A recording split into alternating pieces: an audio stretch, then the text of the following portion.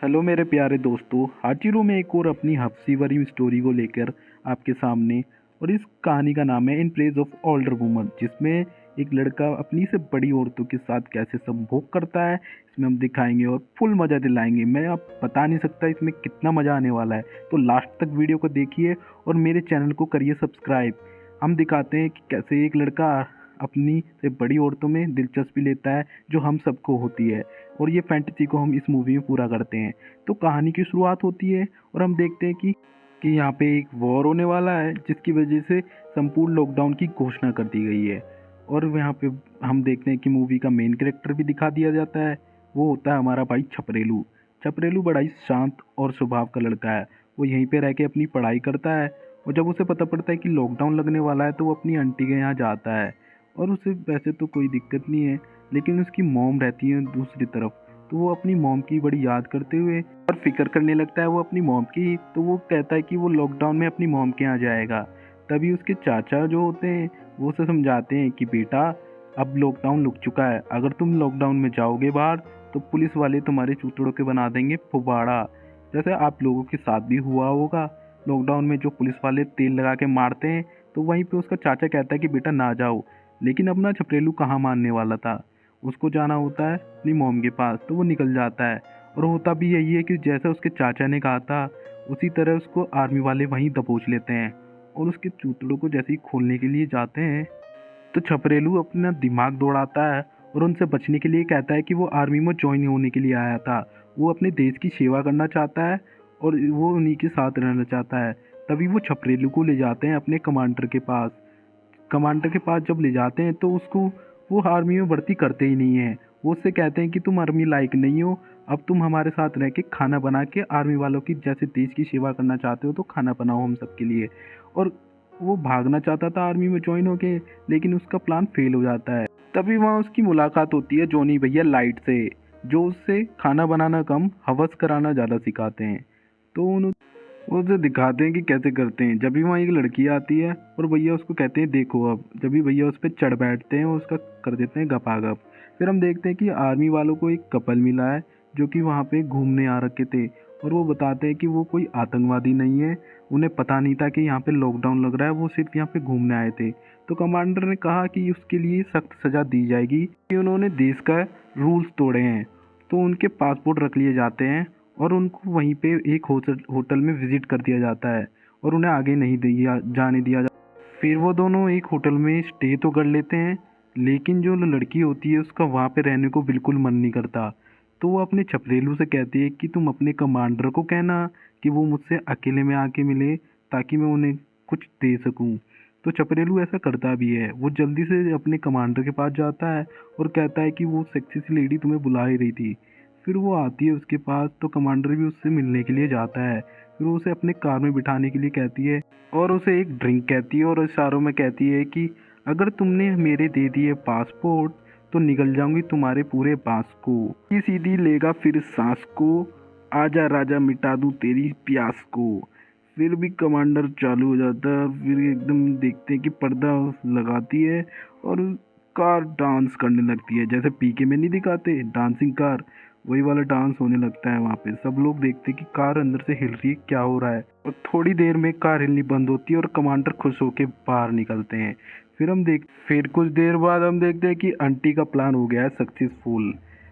कुछ देर बाद कमांडर ने अपने छपरेलू के हाथ पे उसके पासपोर्ट भिजवाए हैं, और आंटी उन्हें देख के खुश हो जाती है। और अंकल को समझ नहीं आता ये इतनी जल्दी कैसे पासपोर्ट मिल गए। तो आंटी बोलती है अंकल से कि ये सब उसकी बिल्ली और उसकी दूध की कमाई है।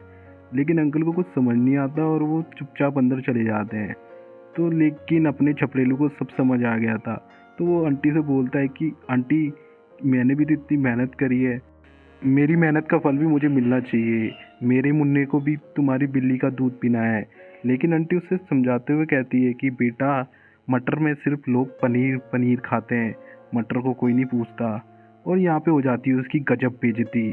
फिर अपना छपरेलू आके आलू काट रहा ही होता है कि फिर वो देखता है कि जॉनी भैया फिर से अपनी उसके साथ पीलम पाली चालू कर रखे हैं, और वो उन्हें देख के खुंदस खा रहा होता है। जब भी उसके दिमाग में आता, सब निकाल रहे हैं अपना कहीं ना कहीं पानी, हमारी ही जा रही है बर्बाद जवानी। कब तक रहेगी ऐसी परेशानी, अब तो बड़े दुत्तू वाली ही पटानी। इतने में फिर देखते हैं कि जॉनी भैया लगे पड़े हैं, उसको खुंदस आ रही है पूरी। उसे भी अपने नुन्नू का पानी निकालने का पूरा पूरा मन कर रहा है, लेकिन वो छेद चाटने की पूरी पूरी कोशिश में लगा हुआ है। वो सोच रहा है कि इसी का छेद चाट लूं, बार बार उसकी गांड को घुरे जा रहा है।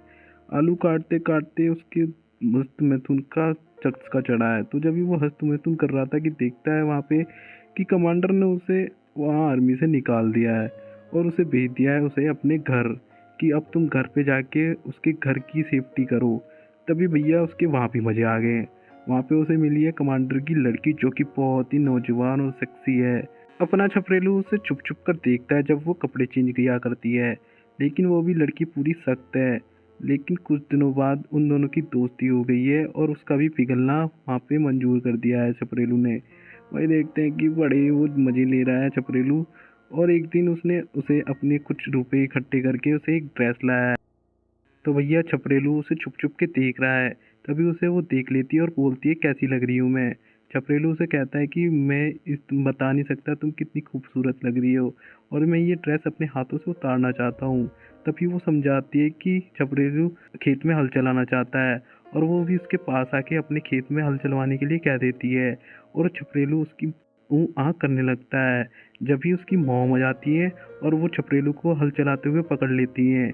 भैया छपरेलू क्या करता, फिर तो उसको घर से बाहर निकाल दिया जाता है और वो घर में घुसने की बहुत बहुत कोशिश करता है, लेकिन उसकी माँ उसे भगा देती है। फिर वही छपरेलू का अधूरा काम जो वो वहाँ कर नहीं पाया था, वो पूरी कोशिश करता है क्योंकि उसे चाव लग गया था। तो भैया छपरेलू पहुँचते हैं अब रेड लाइट एरिया में, जहाँ पे उन्हें के पास पैसे नहीं होते। फिर उसके पास होता है आर्मी का एक कार्ड, जिसको वो दिखा दिखा के लोगों को डरा के वहाँ उनसे पैसे ले लेता है। उसके पास 350 रुपये इकट्ठे हो जाते हैं। फिर वो एक औरत के पास जाते हैं और उससे गपागप करने के लिए कहते हैं। वो कहते हैं कि वो बड़ा प्यासा है और उसके खेत में हल चलाने के लिए राजी है। तो अपना छपरेलू पूरा हल चलाता है, लेकिन उसे वो मज़ा आ नहीं पाता जो उसके मकान मालिक के साथ आ रहा था। तो वो अपने कपड़े उठाता है और वहाँ से भागने की कोशिश करता है, और ऐसा करता भी है। वो उसे वहीं पे छोड़ के आ जाता है। फिर हम कुछ दिनों बाद देखते हैं कि छपरेलू एक बीच के सहारे पड़ा है, जहाँ पे वो बैठा बैठा सिगार पी रहा है। और उसे जब भी वहाँ पे देखते हैं कि लॉकडाउन भी ख़त्म हो चुका है और सब देशों में अपना आपस में हो चुके हैं, जब भी अपना छपरेलू बड़ा होता है दिखाया जाता है। फिर वो अपनी मॉम के पास जाता है और उसकी मॉम उन्हें अपने घर ले जाने के लिए कहती है, जहाँ पे हमें पता पड़ता है कि उसकी मॉम दूसरी शादी कर रही है, उसका किसी और के साथ अफेयर चल रहा था।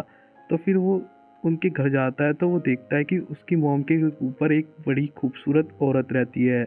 अपना छपरेलू उसे देख के बड़ा खुश हो जाता है, उसका पप्पू फिर से फायर मारने लगता है। और फिर वो आंटी का छेद चाटने के लिए उनके आगे पीछे घूमता है, और जब भी वो उनसे कहता है कि वो उनको बहुत पसंद करता है, इतने में उसका पति आ जाता है। फिर पति आते के साथ ही आंटी उनसे चिपट जाती है और छपरेलू को वहाँ से जाना पड़ता है। फिर वो एक दिन बाजार में जा रहा था, तो वो देखता है जॉनी भैया की मंगेतर थी जो उसके साथ पेलम पाली करती थी। वो उसे देख के वहाँ पूछता है उससे कि तुम यहाँ क्या कर रही हो। फिर वो उन्हें पहचानने से इनकार कर देती है। फिर छपरेलू उन्हें बताता है कि वो आर्मी में था, वही है। फिर उसे पहचान लेती है। छपरेलू कहता है, ये बच्चा किसका है। तो वो कहती है कि कमांडर ने एक दिन उसको जॉनी भैया के साथ पकड़ लिया था, तो कमांडर ने उसको पेल दिया और उसके उसी का बच्चा है।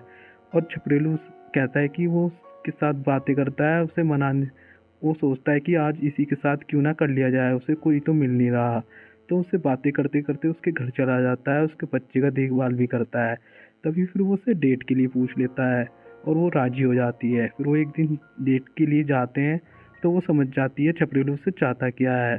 वो उसे लेके एक गली के पीछे जाती है, वहाँ अपने खेत में हल चलवाती है, और छपरेलू उससे पूरा खुश होता है कि चलो किसी से तो जुगाड़ हो। फिर एक दिन अपना छपरेलू आंटी के घर पास पहुंचता है और आंटी उनसे पूछती है, उस दिन तुम क्या कह रहे थे। जब भी वो आंटी को बता देता है कि वो उनके साथ विलन कार्यक्रम करना चाहता है। तभी आंटी बेड पे लेटती है और अपनी दोनों टांगों को फैला के कहती है, आ जाओ मेरे राजा, छोड़ दो मुझे यहाँ पे। फिर पप्पू भी उसे कर देता है उनका पेलम पाली। फिर अपना छपरेलू सोचता है कि ऊपर वाला भी कितना बढ़िया है, देता है तो छप्पड़ फाड़ के देता है।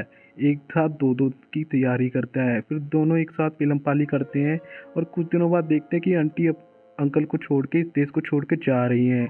अपना छपरेलू बड़ा ही नरम दिल होता है और आंटी का सदमा झेल नहीं पाता, वो बड़ा दुखी होता है। तभी एक दिन वो एक पार्टी में जाता है जहाँ उसको एक लड़की मिलती है। वो बड़ी खूबसूरत होती है और वो उसके साथ रोमांस करने के लिए पहली बारी में ही राजी हो जाती है और वो फिल्म पाली करते हैं एक कार में। फिर हम देखते हैं कि अपना चपरेलू प्यार में पड़ गया है। वो दोनों रिलेशनशिप में दोनों एक दूसरे को लेके बड़े ही पॉजिटिव हैं। फिर वो उसे ऑफर कर देती है और हम देखते हैं कि उन दोनों की शादी हो जाती है। यहीं पे स्टोरी ख़त्म हो जाती है। तो बताइए दोस्तों कैसी लगी मेरी स्टोरी और चैनल को करिए सब्सक्राइब।